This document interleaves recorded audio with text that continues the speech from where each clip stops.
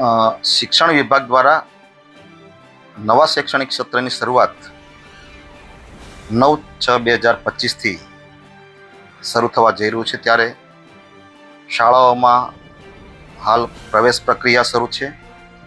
વિદ્યાર્થીઓ વિવિધ શાળાઓમાં પ્રવેશ લેતા હોય છે, ત્યારે વિદ્યાર્થીઓ, વાલીઓ, શાળા સંચાલકો, આચાર્યશ્રીઓને એક મારી નમ્ર અરજ છે કે આપ જે શાળાઓમાં પ્રવેશ લો છો એ શાળામાં વિદ્યાર્થીઓને જે ફી ચૂકવવાની થાય છે એ નિયમાનુસાર ફી લેવામાં આવે।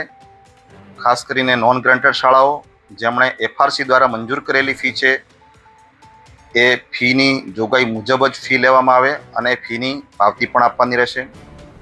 સાથે જ ઘણીવાર એવું પણ જોવામાં આવે છે અને ઘણી સંસ્થાઓ દ્વારા રજૂઆત પણ મળેલી છે કે ઘણી સંસ્થાઓમાં ખાનગી પ્રકાશનો શાળાઓ પોતાના કેમ્પસમાં વિતરણ કરતી હોય છે।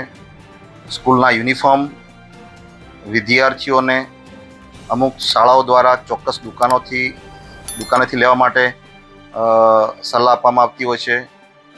આ ઉપરાંત સ્ટેશનરી જે છે એ શાળાના કેમ્પસમાં વિતરણ કરવા માટેની કાર્યવાહી થતી હોય છે। આ તદ્દન ગેરવ્યાજબી છે, કારણ કે શૈક્ષણિક સંસ્થા તરીકે માત્ર આપણે શિક્ષણ આપવાનું કામ કરવાનું છે અને એ શિક્ષણ પણ ગુણવત્તાયુક્ત શિક્ષણ આપવાની આપણી જવાબદારી છે, નહીં કે અન્ય કોઈ સ્ટેશનરીમાં અથવા તો પાઠ્યપુસ્તકો છે, યુનિફોર્મ છે, બેગ છે, શૂઝ છે કે આ બધું વેચાણ કરવાની આપણી જવાબદારી છે।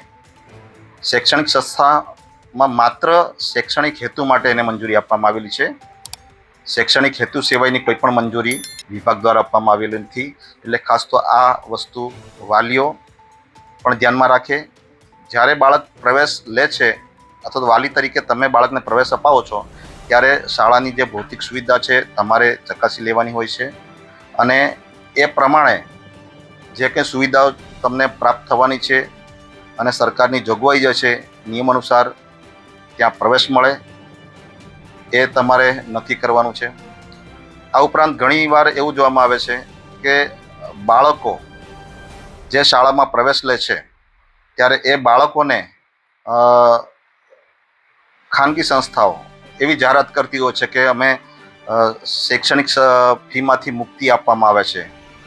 શાળાને પણ જોગવાઈ કરેલી છે એફઆરસી દ્વારા કે એફઆરસી અંતર્ગત જે કે એની ફી નક્કી કરેલી છે એ ફી લેવાની સત્તા શાળાને પણ છે।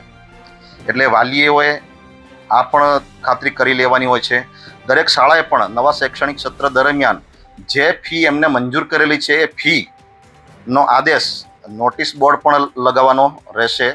અને ફરીથી હું શાળા સંચાલક મંડળ અને આચાર્યશ્રીઓ તમામને અપીલ કરવામાં આવે છે કે કોઈ પણ પ્રકારની આ જે શૈક્ષણિક સંસ્થામાં વિતરણ કરવા પાત્ર નથી એવી વસ્તુનું વિતરણ ન કરવું અને જો એ વિતરણ કરતાં અમારી પાસે જો રજૂઆત આવશે તો એ શાળા સામે અમે નિયમાનુસારની કાર્યવાહી કરશું। નિયમાનુસારનો દંડ વસૂલ કરવા માટેની પણ અમે કાર્યવાહી કરશું અને જો જરૂર જણાશે તો શાળાની માન્યતા રદ કરવા સુધીના પણ અમે પગલાં લઈશું, જે ધ્યાને લેવા ખાસ કરીને વિનંતી છે।